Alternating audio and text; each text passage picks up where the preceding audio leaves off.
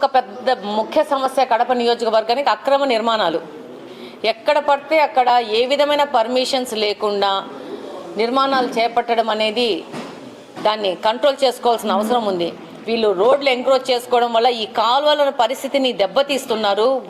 ముందుకు ఈ యొక్క మెట్టు తీసుకురావడము, ఈ కాలువలు డ్యామేజ్ చేయడం వల్ల దానివల్ల కూడా ఈ అపరిశుభ్రత అనేది పెరుగుతూ ఉంది. సో కాలువలని ప్రాపర్గా వాటిని ఫ్రీగా పెట్టి వాటి నుంచి ఈ యొక్క వ్యర్థాలు పోయే విధంగా తీసుకుపోవాల్సిన అవసరం ఎంతగానో ఉంది. నేను ఈ సందర్భంగా మీ ద్వారా ప్రజల్ని కూడా విజ్ఞప్తి చేసుకుంటున్నాను. మీరు అక్రమ నిర్మాణాలు చేయొద్దండి. ప్రభుత్వానికి కార్పొరేషన్కు సహకరించండి. ఏదైనా కానీ పర్మిషన్స్ తీసుకొని మీరు కట్టుకోండి ఇల్లులు. అలాగనే ఎవరన్నా కట్టుకున్నా కూడా దాని మీద కూడా అబ్జెక్షన్ రైజ్ చేయండి. ప్రతి ఒక్కరూ పర్మిషన్ తీసుకొని ఇల్లు కట్టుకొని ఒక క్రమబద్ధీకరణ విధంగా ముందుకు పోవాల్సిన అవసరం ఎంతగానో ఉంది. అలాగనే ఈ యొక్క అన్ఆథరైజ్డ్ లేఅవుట్స్ కూడా ఎవరన్నా వేసింటే కూడా అన్ని పర్మిషన్స్ ఉన్నాయా లేదా చెక్ చేసుకొని మీరు కొనుక్కోండి. ఎందుకంటే దానికి ప్రాపర్గా రోడ్డు విడుతులు కానీ కాలువలు కానీ ప్రతి ఒక్కటి ప్రొవైడ్ చేస్తేనే బిల్డరు మీరు కొనుక్కోండి. వాళ్ళు ఇల్లు కట్టి వెళ్ళిపోతే అక్కడ ఆ చిన్న ఏరియాలో కాలువలు గిలువలు వాళ్ళు వేయకపోతే అపరిశుభ్రత కానీ సమస్యలు కానీ ప్రాబ్లం ఫేస్ చేయాల్సింది ఇల్లు కొన్నవాళ్లే. బిల్డరు డబ్బులు చేసేసుకొని వ్యాపారం చేసేసుకొని వెళ్ళిపోతారు. ఆ తర్వాత ఈ సమస్యను ఫేస్ చేయాల్సిన వాళ్ళు సామాన్య ప్రజలు.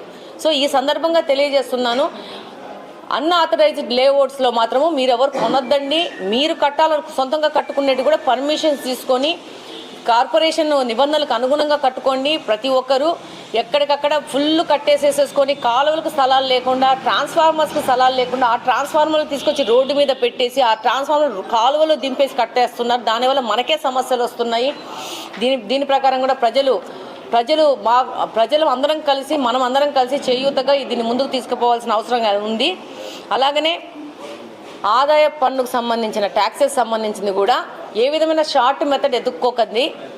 ప్రతి ఒక్కరూ పన్నులు క్రమంగా కట్టాల్సిన అవసరం ఉంది. అలాగనే కార్పొరేషన్ సంబంధించిన సిబ్బందితో కూడా అధికారులతో కూడా మాట్లాడడం జరిగింది. కొంతమంది అధికారులు ఇక్కడున్న పాత ప్రభుత్వం సంబంధించిన నాయకులతో కమ్ముక్కయ్యి ఈ యొక్క కొంతమందికి ట్యాక్స్ బెనిఫిట్స్ ఇస్తూ వాళ్ళకి ట్యాక్స్ వేయకుండా వాళ్ళ బిల్డింగులకి ముందుకెళ్తున్నారు. అలాంటివి కూడా దాదాపు ప్రజల దగ్గర నుంచి కొన్ని వందల సంఖ్యలో వాళ్ళ దగ్గర నుంచి ఒక వినతి పత్రాలు వచ్చినాయి. వాటిని కూడా కొన్ని మచ్చుకు వాళ్ళని అడిగినాము, ఎందుకు ఈ బిల్డింగ్ ట్యాక్స్ వేయట్లేదు, ఎందుకు ఈ బిల్డింగ్ ట్యాక్స్ వేయకుండా మీరు ముందుకు పోతున్నారని చెప్పేసి అధికారులకు కూడా చెప్పడం జరిగింది. ఈ విధంగా ఏదైనా రాజకీయ పార్టీనో రాజకీయ నాయకులనో మీరు కొమ్ము కాసి ఇబ్బంది పడేది అధికారులే. తప్పకుండా చర్యలు చాలా కఠినంగా ఉంటాయి. అది నిన్న చెప్పడం జరిగింది గట్టిగా. మీరు ఏదో మీకు ఇన్ని రోజులు ఈ కార్పొరేషన్లో ఒక్కొక్క అధికారి 20 సంవత్సరాలు 30 సంవత్సరాలు పాతుకుపోయేసి ఒక వర్గాన్ని కాపాడుకుంటూ పదవిలో పవర్లో ఉన్న వాళ్ళని కాపాడుకుంటూ కార్పొరేషన్కి నష్టం చేస్తున్నారు, కడప నియోజకవర్గానికి నష్టం చేస్తున్నారు, కడపలోని ప్రజలకు నష్టం చేస్తూ ఉన్నారు. సామాన్య ప్రజల దగ్గరికి వెళ్ళేసరికి వాళ్ళ మీద దాడి చేసి మరీ ట్యాక్స్ వసూలు చేస్తున్నారు.